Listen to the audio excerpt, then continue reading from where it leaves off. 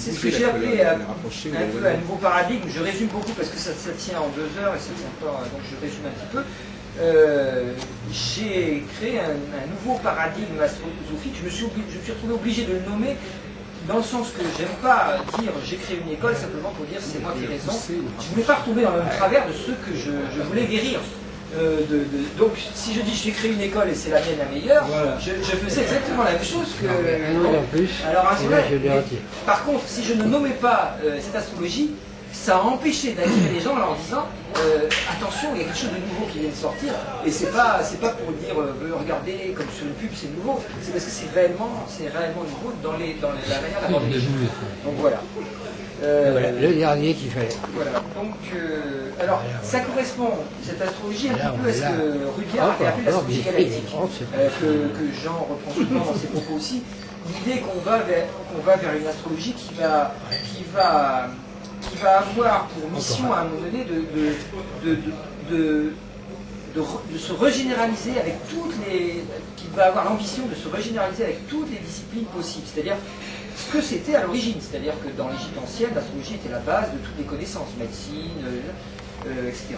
Donc en fait, alors l'astrologie actuellement, elle est incapable de faire ça, ça c'est sûr. Elle est incapable d'avoir une généralisation, de proposer, elle est même refusée à l'université, donc elle est incapable d'avoir même un stratum à l'université.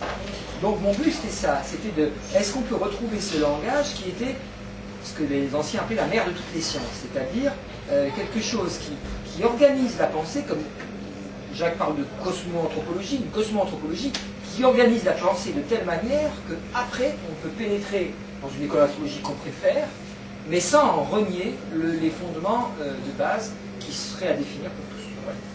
Donc, j'essaye pas d'unifier les astrologues, j'essaie de proposer les bases universelles, puisque ces bases universelles préexistent dans l'astrologie, mais elles doivent être retrouvées. On pourrait presque parler d'un cours propédeutique. Parce que je pensais d'ailleurs une sorte de c'est-à-dire une sorte de cours de base que tous les gens qui font de l'astrologie devraient passer, et après ils s'orienteraient dans différentes techniques, mais au départ ils auraient ce bagage en commun. Voilà, ce bagage en commun, comme une espèce de code de la route qu'on pourrait avoir en commun, ce qui ferait qu'après les recherches même très intelligentes, dans une direction très pointue, dans une seule direction étroite, ce qui est typiquement la pensée uralienne, vous savez, elle est étroite et pointue, elle va loin, mais parce qu'elle ne regarde pas ni à droite ni à gauche. Ça n'empêcherait pas ça, parce qu'on ne peut pas l'empêcher. L'astrologue est uranien, donc il a tendance à faire ça. Mais ça permettrait, dans des colloques ou dans des rencontres, de dire, on est tous d'accord là-dessus, au moins, et de trouver des bases. Voilà un petit peu le but de ma recherche. Voilà. Alors, pour ça, je vais passer destin destiné au libre arbitre, je ne vais pas en parler, c'est intéressant, mais... alors, je vais lire quand même, je vais lire un petit texte. Je vais faire quoi? Ah oui. Oui, je vais chercher partout. Je vais poser. Alors, je vais vous lire un petit texte quand même parce qu'il est super et je pense qu'il définit assez bien l'origine de ce qu'il faut faire. Alors, c'est un texte que j'ai trouvé dans l'origine de Kipling. Je ne sais pas la mémoire des noms, je suis désolé, je suis toujours comme ça. Je retrouve pas, je vais le... Peu importe. C'est un psychologue, psychosociologue. Peu importe. Je vous lis le truc. Ceux que ça intéresse après, je vous le donnerai parce que c'est marqué quelque part dans mon papier. Bon. Alors, voilà. Il parle de la religion, il parle du retour de religieux, cet homme-là. Donc, il parle d'un phénomène qui est actuel. Et ce que je vous demande, c'est d'écouter ce texte en pensant à l'astrologie et non pas à la religion. Parce qu'il parle de la religion. Michel Serres, je ne sais pas si c'est Michel Serres. Il cite Michel Serres, mais c'est un auteur qui cite Michel Serres, mais c'est pas Michel Serres. Il est cité dans le cours du texte, mais j'arrive pas à me retenir. Hervé Rousseau, il s'appelle. Hervé Rousseau. C'est un petit bouquin qui s'appelle... c'est pas noté. Un petit texte d'Hervé... non, c'est pas noté. Hervé Rousseau. C'est un psychosociologue, il travaille sur psychologie en même temps, il essaye de faire et puis il cite pas mal de gens, il essaye de faire un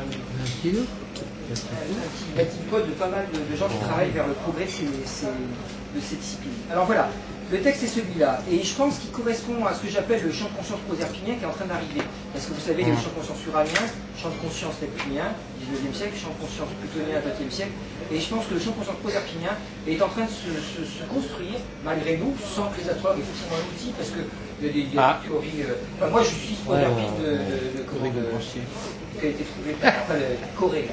Je dis Corée comme étant la proserpine qui fonctionne. On parlerait demain. Et que tous les tables de Corée, de Corée, il y a mieux maintenant. Il y a beaucoup mieux, puisque Jean va parler de celle qui a été découverte maintenant, qui peut ce qu'apparemment. Alors, moi, sur une nouvelle planète, pour faire un petit aparté, désolé, mais je suis obligé d'en faire, sur une nouvelle planète, ce qui est intéressant pour moi, c'est de voir les champs de conscience qui s'élaborent au fur et à mesure d'une planète. Il est possible que, par exemple, au moment où on a découvert les premiers astéroïdes, le champ de conscience des astéroïdes s'est ouvert, parfois il n'est toujours pas refermé, on continue à découvrir, et c'est pas... Ce qui m'intéresse, c'est que chaque champ de conscience correspond à un archétype, et qu'il n'y a pas forcément équivalence entre une planète et un archétype. Un archétype peut contenir plusieurs planètes, et par contre, il peut y avoir par contre des planètes dont on n'a pas pu définir encore l'archétype. Et à ce moment-là, elles vont être très peu utilisées par les astrologues. Donc, ce que j'appelle les champs de conscience proserpiniens, c'est celui qui correspond en gros, alors les transputoniennes sont plus en champ plutonien d'ailleurs, mais au-delà, avec les nouvelles qui sont en train d'apparaître, on commence à toucher le champ de conscience proserpinien, qui est cette planète qui est l'opposé polaire de Pluton. On peut le tenir, mais il faut lui Alors, mettre ce texte-là, il est sinon, typiquement proserpinien. Je vous demande de cliquer et je vais le citer, donc ça c'est pas moi. Mais c'est en gros, ça correspond à ce que je recherche sur l'astrologie. Alors, c'est par une prise. C'est pas une prise de considération de la totalité des manifestations religieuses, alors traduisez astrologique, hein, c'est ce que je vous demande de faire comme exercice, ce que vous allez voir c'est intéressant. C'est pas une prise de considération de la totalité des manifestations religieuses depuis les préhistoriques jusqu'aux contemporaines, sans privilégier les plus anciennes, que l'on a des chances de s'approcher de l'essence de la religion. Traduisez l'astrologie. En analysant cette totalité dans son histoire, on doit tenter de mettre en lumière non pas l'origine historique des religions, l'astrologie, mais leur fondement permanent. C'est clair.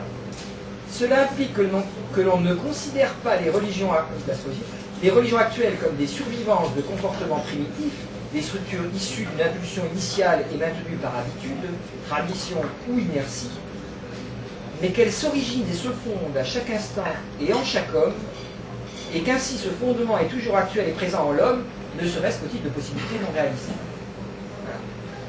Alors le texte continue, il faut donc rechercher ce en quoi se fondent les religions et à cet effet s'aventurer dans le domaine de la philosophie. Bon là, dans l'astrologie, il n'y a pas besoin de faire ça, c'est déjà en soi quelque part une philosophie, mais je suis d'accord avec ce qu'il a, il y a un domaine à explorer pour trouver ses fondements. Alors après, oui, ça c'est une remarque qui était de moi. Non, la religion n'est pas un phénomène culturel collectif, même si c'est une possibilité de la religion d'être un phénomène culturel collectif. C'est l'une des possibilités de la religion, mais c'est pas que ça. C'est ce que Jung appelait l'homo religiosus. Il y a quelque chose en nous qu'il faudrait appeler l'homo spiritualus, d'ailleurs, pour être plus juste, qui est une aspiration à un plus que soi-même. Et cette relation-là a toujours été témoignée, quel que soit dans les religions ou hors religion parfois. Voilà. Donc c'est quelque chose qui concerne en tout l'être profond individuel. Voilà, donc ça c'est clair. Et je pense que l'astrologie parle de l'être profond individuel également. On peut appeler âme, mais alors c'est toujours délicat. Si on commence à appeler âme, il y en a qui vont dire ah oui c'est chrétien, et d'autres ah oui mais l'âme n'existe pas. Les bouddhistes vont dire bah non il n'y a pas d'âme. Bon, les termes sont piégés, quoi. Mais c'est bien l'être profond individuel dont il s'agit, qui n'est pas le moi. Alors, c'est ce fondement mystique individuel qui nous manque en Occident, ce qui fait que l'on est en train de détruire petit à petit notre planète. Ça c'est moi qui dis, on est en train de détruire petit à petit notre planète, le ciel à branche sur laquelle nous sommes assis, parce qu'on a perdu ce lien religaré à l'univers, cette écologie spirituelle de notre cerveau, cette climatisation du mental qui est la méditation selon Hama, qui est un maître spirituel que je connais. Donc, on parle de climatisation, c'est-à-dire de reformer le cerveau pour qu'il soit apte à sentir l'humain en entier et non pas que sa partie rationnelle. En anglais, on dit inner self, le guérisseur intérieur. Oui, c'est ça. Et c'est effectivement c'est sur quoi tournent toutes les réflexions inner self. Donc, comment entrer dans son inner self. Quand tu es à l'extérieur, quand tu es en show, en apparence, tout le monde, tout ça c'est pas sérieux. Hein, voilà. Alors ils disent how to get to your inner self. Comment aller dans son moi intérieur. Voilà. Et alors, alors suivant l'enseignant, si on suit l'enseignement spirituel, il va y avoir des manœuvres plus ou moins habiles qui sont pédagogiques pour faire comprendre à la personne que ce n'est pas ce qu'elle croit, que c'est plus profond. Voilà. Alors et c'est là-dedans, à cause de ces manœuvres pédagogiques, qu'on a tout un fatras de dire non. Les bouddhistes vont dire mais non, le moi n'existe pas, c'est une pure illusion. Les hindouistes vont dire ah oui, mais il y a le soi suprême. Et puis d'autres vont dire alors, mais c'est des questions de vocabulaire, on se fait piéger. Voilà, on se fait piéger sur le vocabulaire. Moi j'ai eu la chance d'avoir, comme je vous ai dit, quand le Proserpine est passé sur mon fond du ciel, je ne savais pas, j'étais trop jeune à l'époque, une expérience fondamentale de cette universelle, comme tu dis, ce soi intérieur, qui fait que j'ai pu tout de suite différencier en fait de tout ce qu'on me proposait dans tous les enseignements, qu'ils soient rationnels, irrationnels, spirituels, religieux, sectaires, parfois je me suis fourré dans des endroits dont je veux aussi. J'ai pu différencier tout parce que j'avais la mémoire interne de cette expérience qui me disait ça s'enroussit, ça c'est de la manipulation, mais ça par contre c'est un maître authentique et à ce moment-là, un chapeau, je me prosterne comme on dit, parce qu'il n'y a pas de raison que de ne pas apprendre de quelqu'un qui sait mieux. Moi juste une petite parenthèse, où est Proserpine actuellement? 24 degrés Gémeaux dans celle que j'utilise, puisque si vous utilisez Auréas, le terme Proserpine ne correspond à celle de Lasson qui s'était gouré. Alors je suis un peu embêté, Lasson j'aime bien parce qu'il a une très belle intuition, il s'est complètement gouré parce qu'il n'y a rien. Le dossier est beaucoup plus compliqué. Oui voilà, c'est très assez. Il est où pour Auréas? Auréas c'est Corée, il l'appelle Corée. Oui, voilà. C'est un point, non, disons, c'est un point vibratoire. C'est un point vibratoire. C'est pas une planète découverte, c'est pas maintenant, il voilà, arrive à ce pas à Proserpine. récent qui vient de tomber. Voilà, tu en parleras demain ça. Et Proserpine, il y a quel bouquin tu Ou ce soir, éventuellement, Si vous prenez Corée, la dixième planète de Robert Amblin, je pense que je vais intervenir très moi, succinctement. Corée, la dixième planète, Robert Ambelin. Alors, ne prenez A-M-B-E-L-I-N. Alors, attention, parce que je vais être méchant avec lui, mais c'est A-M-B-E-L-I-N. Corée, la dixième planète. Avec un K. Alors, c'est chez qui? C'est chez qui? Je sais plus. Je suis en Bussière. Bussière, voilà, c'est ça. Attention, c'est une projection d'un imaginaire qui a pris racine à un moment donné dans ce qui a été annoncé à un moment donné par les Russes, la découverte astronomique, et que ça s'est assez souvent présenté dans l'histoire du XXe siècle. Oui, oui. Il y en a eu X, des comme ça. Mais c'est vrai que celle-là a donné lieu à un ouvrage qui a été fait par un chercheur intéressant et sérieux, que je crois récemment décédé en français, qui était d'ailleurs un grand auteur écouté. Et bon, avec l'aide d'un mathématicien, je ne sais pas si c'était pas de Boudinot à l'époque, pour Ils étaient deux, ils ont programmé l'éphéméride, mais cela ne correspond absolument pas dans la réelle astronomique, et quelque chose qui a été confirmé par la science astronomique et l'Union astronomique internationale. Oui, voilà. C'est comme le Vulcain. Par contre, on peut en discuter. Tu t'es rendu coupable aussi. Donc, qu'est-ce que tu penses de. Par de base que nous, on ne connaît pas, moi. Oui. Alors, quel crédit tu accordes à ce que vient de dire oui, je suis complètement. Non, ça c'est une information, hein, je vais pas donner des opinions. C'est des informations, c'est pas. Moi, je suis. Je peux donner des opinions. Voilà. Peut-être on n'aura pas la même opinion, mais sur l'information, je suis complètement d'accord. On n'aura pas la même opinion. Le passage de Proserpine, mais moi, si vous voulez, moi mon but c'est pas forcément de parler de Proserpine, c'est que c'est. Voilà. Si vous voulez, moi j'ai expérimenté la Proserpine de Ambelin, je peux garantir que ces informations au niveau interprétation sont presque toutes fausses, aux 2 tiers. Par contre, les éphémérides expérimentés, et que vous pouvez placer dans des thèmes et faire des thèmes, eh bien ça fonctionne impeccablement. Mais ça donné par lui. Oui, les éphémérides données par lui. Alors, est-ce qu'elles sont valables encore après au XXIe siècle? On n'en sait rien, parce que c'est une projection qui n'est pas faite sur un corps existant, c'est un corps supposé, et si ça se trouve, au lieu d'avoir 375 ans de cycle, il en a 377, on touche la métaphysique. On touche la métaphysique. Et comment ça se fait que tu embarques là-dessus, parce que tu nous parles de ça, alors que c'est pas. Oui, je pense qu'il en parle. J'en parle au niveau archétypal. Archétype fondamental. Voilà, au niveau archétypal. Voilà, c'est ça que je veux. C'est la pleine actualité. J'ai pas envie de. Parce que j'ai fait une conférence l'année dernière sur Proserpine, il y avait des gens dont j'en ai parlé, et j'ai donné tous les éléments astronomiques, astrologiques, et j'ai pas envie de parler de ça parce qu'il y en a pour 2 heures, et c'est pas mon sujet. Mais c'est au niveau archétypal, c'est-à-dire après, la recherche est ouverte, et il y a sûrement ce point vibratoire existe, j'en suis sûr, parce que l'ayant expérimenté, il fonctionne. Est-ce qu'on va y trouver une planète? C'est même pas sûr, c'est comme le Vulcain que tu as fait les éphémérides avec avec le vibratoire, oui. C'est bien les points vibratoires, il fonctionne. Mais bon, oui, il fonctionne, oui. Il y a plein de. Donc il a 24 Gémeaux là, et pour toi aussi le 24 Gémeaux? Oui, le point donné, le Corée, je ne me rappelle plus, mais il est à peu près à 24-25 jours. C'est-à-dire actuellement, pour l'anecdote, il y a une grande opposition Pluton-Proserpine qui a lieu depuis un an, qui s'approche, qui devient et qui va être exact en 2006.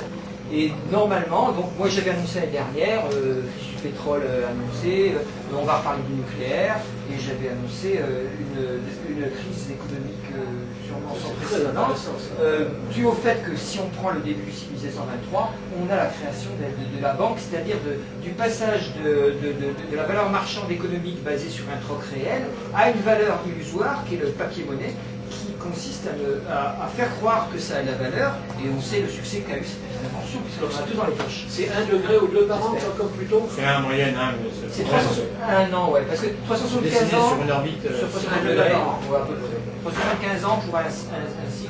Alors bon, mais c'est une projection uniquement métaphysique, c'est très intéressant. Moi je recommande aux gens de le tester et de le placer dans des thèmes. En tout cas, il n'a pas le sens que méfiez-vous du bouquin d'Amblin, qui est très plutonien. En fait, il a tendance à donner une explication très plutonienne de Proserpine, alors que l'explication est beaucoup plus... alors, toutes les analogies qu'il donne par exemple une espèce de Mars-Uranus. C'est exactement l'inverse, c'était l'opposé de Pluton. Si Pluton... Jupiter-Uranus.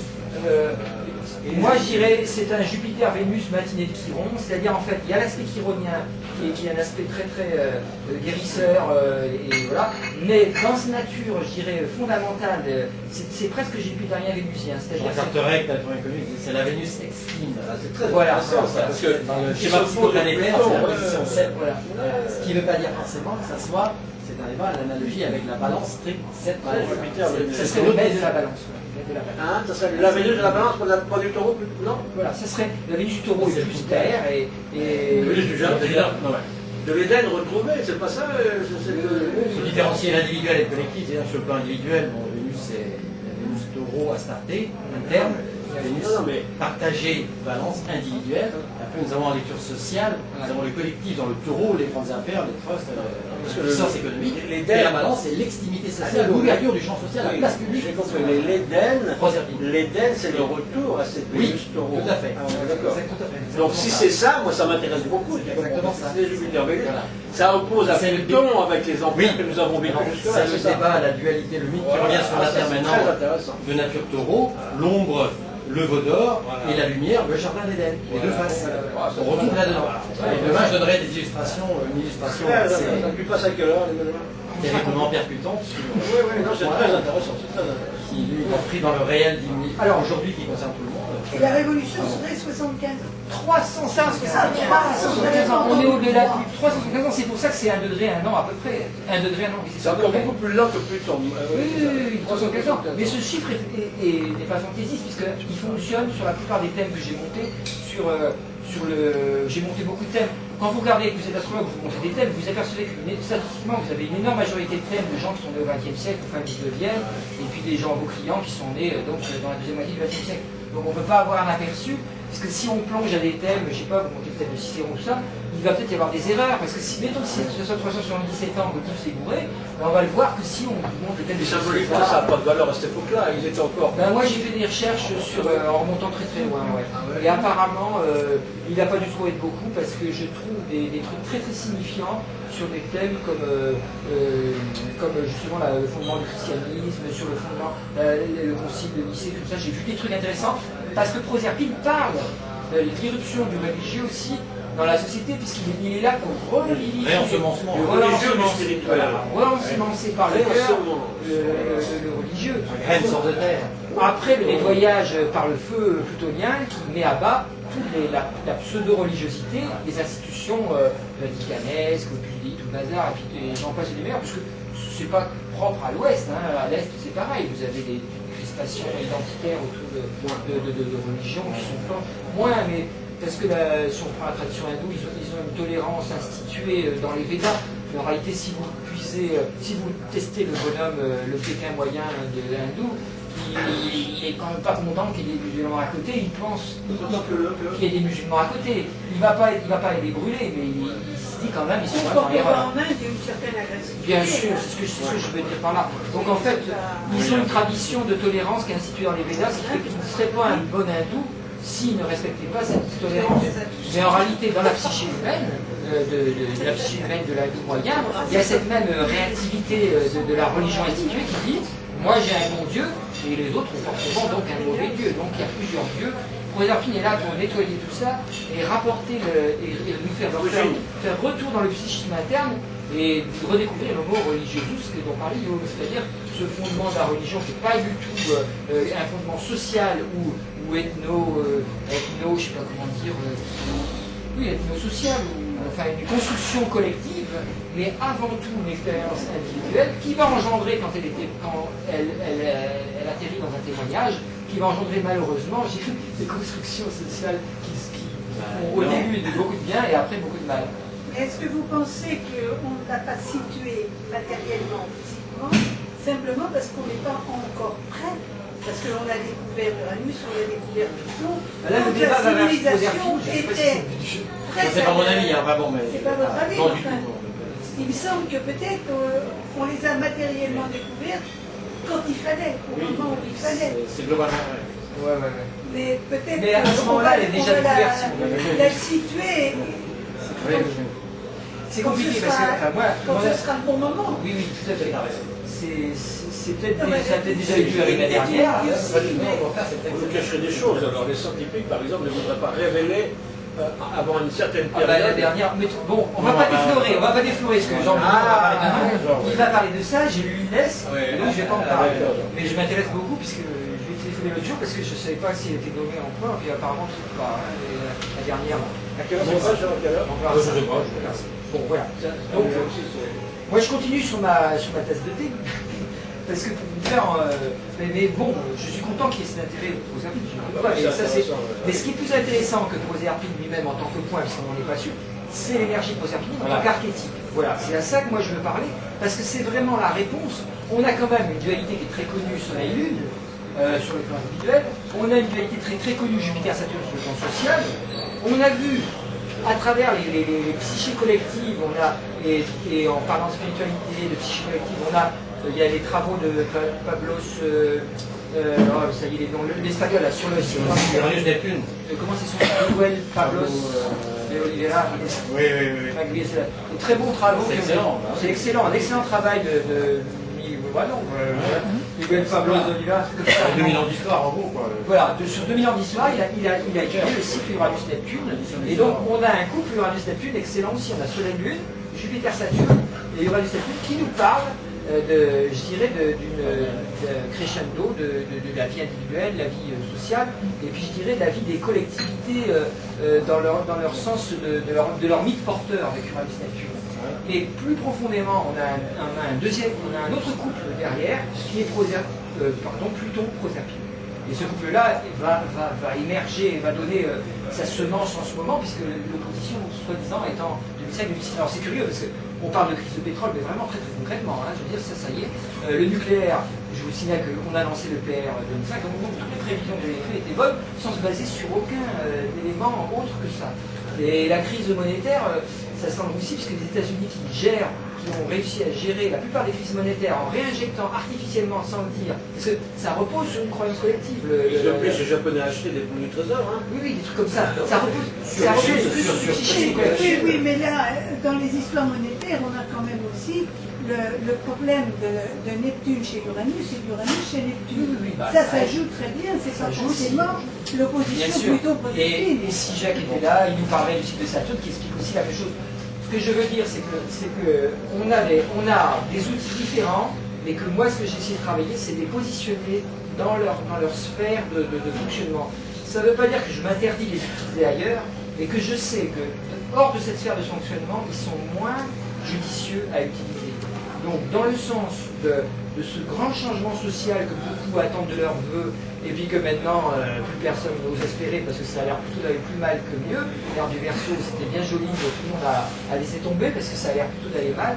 En fait, c'est à mon avis, le processus va se faire sur ces années-là qui sont en gros 5 ans avant, 5 ans après, parce que si vous comptez pour Uranus, vous avez bien vu, vous avez même 10 ans avant, 10 ans après pour être large, vous avez bien vu quand une planète commence à fonctionner réellement, qu'elle descend, je vais vous dire, dans la matière, qu'elle vient impulser des psychés humaines, alors qu'avant elle existait au niveau archétypal pur, mais sans toucher les psychés humaines, qu'au moment où elle descend, ça se joue sur 10 ans avant, 10 ans avant, 10 ans après une découverte physique. Et pour Proserpine, peut-être pas de découverte physique, parce qu'il se pourrait très bien qu'on soit amené à découvrir une planète qui n'existe pas matériellement, ce qui serait drôlement intéressant sur les théories de rapport entre la matière et l'énergie. Voilà, mais ça c'est autre chose, je ne vais pas rentrer là-dedans, mais ça serait... Bon. Ce sont les points vibratoires qui fonctionnent. Voilà. Pour aller dans le sens, mais là-bas, chez moi, j'allais dire, mais ils disent, les sages, que 2005 et 2006, qui est une année, effectivement, sont des années qui sont effectivement... Quand tu t'appuies sur Proserpine, eux, je ne sais pas comment ils s'appuient, mais ils disent la même chose. Ce sont des années qui vont des années tranchantes, voilà. Et puis ça va monter jusqu'à 2010, 2012, 2010, il y a une crise totale, et après 2026, c'est l'âge d'or pour eux. Voilà. Oui, c'est vraiment quelque chose de très précis, ça. Ouais. Pour eux, c'est ça. Voilà. Donc, il y a d'autres trucs qui se croisent avec ça. L'idée 2005-2006, si tu veux, ça correspond à ce que tu dis. 2005-6, c'est un carré mondial qui est cousin germain précis, techniquement parlant, astronomiquement, de 99-2000. C'est synchrone, c'est exactement un couple de jumeaux. Entre quoi tu parles là le point cosmique de 99-2000 se retrouve exactement au même endroit cette année. Les points, évidemment. 18 août 99.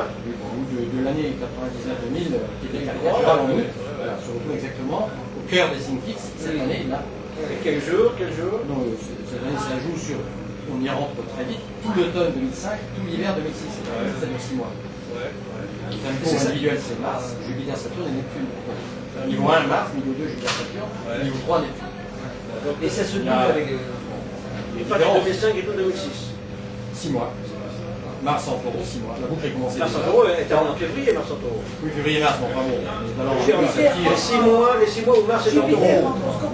Non, genre. Disons là où c'est au maximum 4 mois, si on prend les 4 mois. Mars en taureau, c'est 6 mois. Bon, oui, c'est commencé, il va jusqu'en février. Jupiter montre que maintenant en novembre, décembre, janvier, février, bon, il y a 3-4 mois qui sont claqués. Donc pendant ces 6 mois-là. Donc Zeus va arriver. D'accord, mon ami. Pendant ces 6 mois, c'est ces 6 mois-là qui sont déterminants. C'est très puissant. Enfin, novembre, décembre, janvier, février.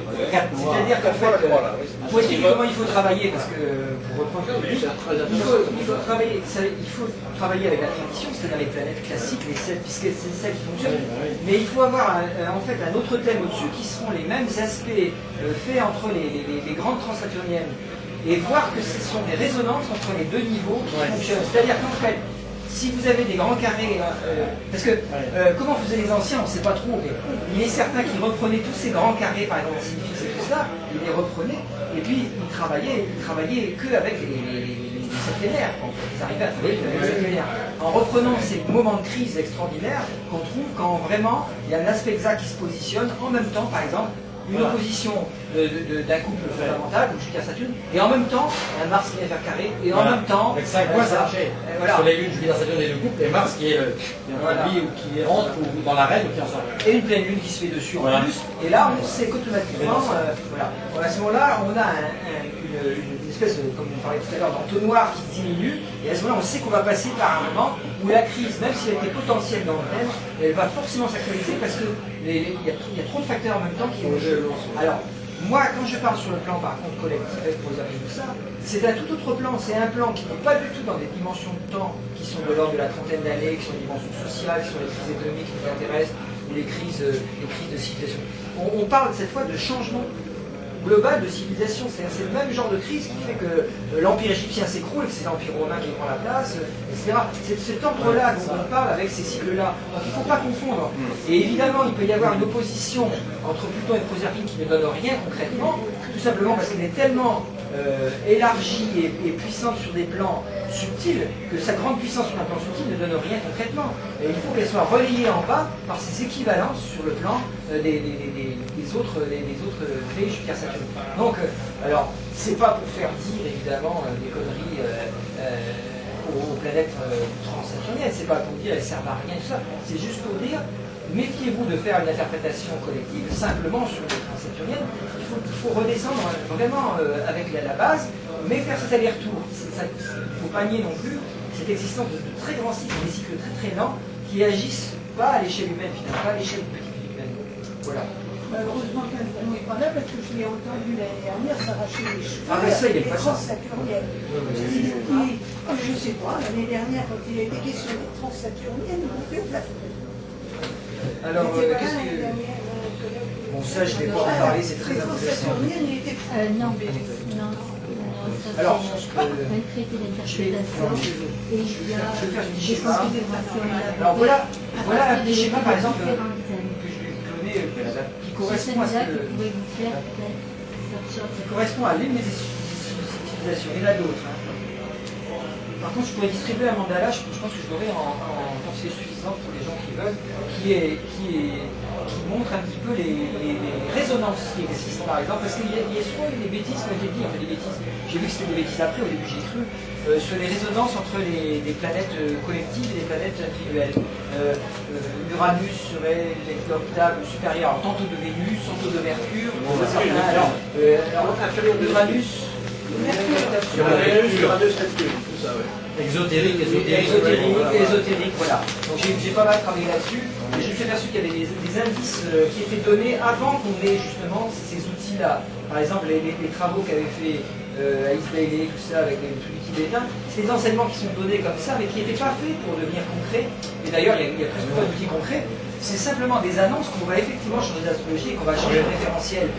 Alors si on les dit comme ça en disant ils sont en train de nous annoncer par des mots qui ne sont pas très justes parce qu'ils n'ont pas les outils, ils sont en train de nous annoncer les changements qui vont avoir lieu, alors là, c'est pas béni, on peut s'en servir.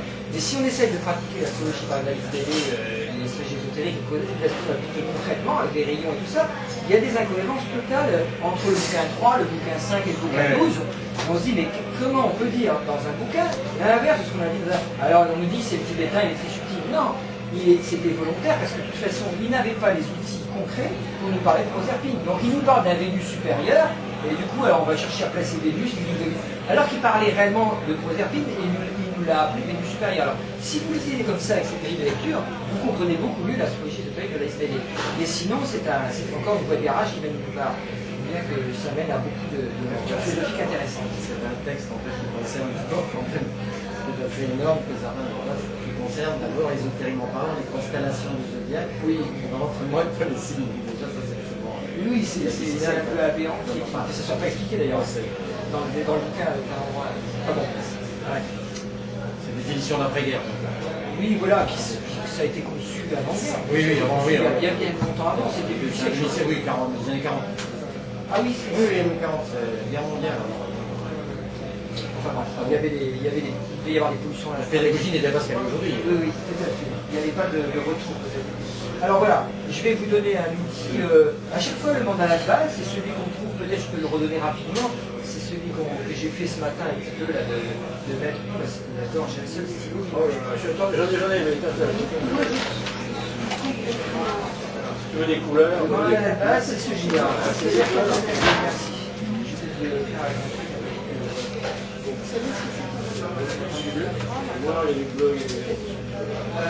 moi, j'ai rebondi sur des travaux qui ont déjà été faits, hein, donc je ne suis pas extraordinaire à ce niveau-là. C'était les travaux qu'on trouvait en morphopsychologie, c'est un peu tordu. En psychologie en général, il y a les oppositions entre les couples planétaires ont été assez reconnues par pas mal d'astrologues. Moi, ce que j'avais bien aimé dans le cas de Jean Guillon, sur les idées astroïdes, je me suis souvent dit, d'ailleurs, c'est presque la première partie du bouquin qui essaye de résumer toutes les recherches qu'il y avait avant pour pouvoir introduire l'astrologie suivante, qui est hyper intéressant parce qu'effectivement, dans cette partie-là, on retrouve cette histoire de mandala, de montrer où on en est pour structurer les archives. Jackie, moi je suis béotienne complètement, il faut me dire ce que c'est qu'un mandala. Alors, un mandala, oui. Alors, c'est même pas ça. Le mandala, ça date pas de Jung, mais Jung l'a expliqué de manière psychologique. En disant le mandala, c'est un dessin sacré qu'on retrouve en Inde, au Tibet surtout, et qui consiste qui est une représentation de l'univers symbolique, qui permet, si on médite dessus, si on le regarde, d'avoir par retour des enseignements qui sont donnés presque au niveau vibratoire. C'est pas mental, c'est-à-dire qu'on reçoit l'enseignement du dessin Vous trouvez ça avec les mandalas tibétains, vous avez un dessin, vous avez le jaune, le rouge, le vert, le bleu, c'est organisé, ça vibre très fort. Il y a un mandala de QAP là. Et alors, les moines ont l'habitude, d'ailleurs c'est rigolo parce qu'ils ont l'habitude de méditer dessus, de les observer, de méditer dessus, de recevoir des enseignements individuels ou collectifs, ça dépend à quel niveau aussi est la personne, parce qu'il a besoin, et ensuite il les détruit. Comme pour dire, ils retournent au cosmos.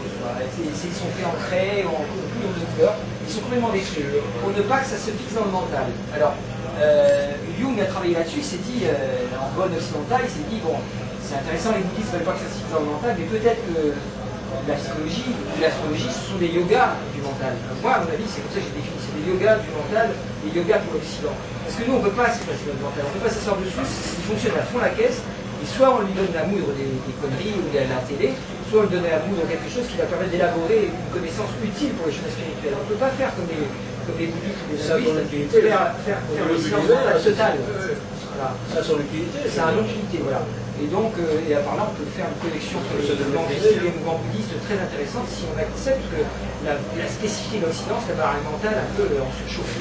Ça de le maîtriser. Et le tout, c'est de maîtriser. Voilà. Donc, je dis, moi, que l'astrologie et la psychologie jungienne sont des yogas du mental. C'est-à-dire que Jung a eu cette intuition qu'en explorant en fait l'alchimie, l'astrologie, le taoïsme, l'intuition taoïsme, tout ça, enfin, etc., il a étudié plein de choses, en étudiant en fait les archétypes présents dans toutes les civilisations, on peut élaborer une conscience du psychologique, la psychologie jungienne, qui permet de définir ces archétypes correctement et de pouvoir après les généraliser à tous les peuples du monde. Puisque les Esquimaux rêvent d'arbres, par exemple, c'est ça, c'est curieux. Pourquoi les Esquimaux, quand j'avais vu un arbre qui était sur la banquise, ils vont vers les chamans, ils disent j'ai rêvé que j'étais sous un truc vert avec un grand tronc, ça. Et ils racontent quelqu'un qui reçoit une pomme sur la tête, alors qu'ils n'ont jamais vu un arbre de leur vie. Donc il y a bien une mémoire archétypale qui est présente, et ça Jung l'a amplement démontré. Donc cette mémoire archétypale, on va essayer de la définir astrologiquement, parce que l'astrologie c'est pareil, à mon avis, il faut redéfinir les archétypes correctement, parce que sinon la science astrologique se barre dans tous les sens, et la tête va dire ça sur Vénus, non, Vénus c'est ça, non, Vénus c'est pas ça, et ça dépend de quel point de plan on parle. Dans les années 68, les gens disaient, d'où tu parles, quoi. C'est un peu ça, d'où on parle quand on définit, quand on fait une interprétation astrologique. Et c'est un peu ce que Jacques moi je dénonce sans cesse, d'où parle l'astrologue en faisant une interprétation. Mon but c'est de trouver ça. Alors voilà le mandala de base que certains pourront discuter, mais je vous invite à le regarder. Je place le son. Alors le feu, alors, il y a le chaud, le froid, le sec et l'humide. On comprend mieux si on dit chaud masculin, froid féminin, et si on dit le sec structure ou affirmation. Et pour l'humide, si on dit fluidité et lien. Parce que humide, ça ne veut pas dire eau. Ça veut dire comme le brouillard, les volutes, les nuages, quelque chose qui est plutôt. Voilà. Alors, ça, c'est Ptolémée, c'est la tradition. Donc, je ne suis pas en train de faire quelque chose. Alors, du croisement du chaud avec le sec, le feu est sorti. Du croisement du chaud avec l'humide, l'air est sorti. Voilà. Du croisement du sec avec le froid, la terre est sortie, et du croisement du froid avec l'humide, le fluide, l'eau est sortie. C'est une manière de le dire, on peut le dire autrement. Voilà.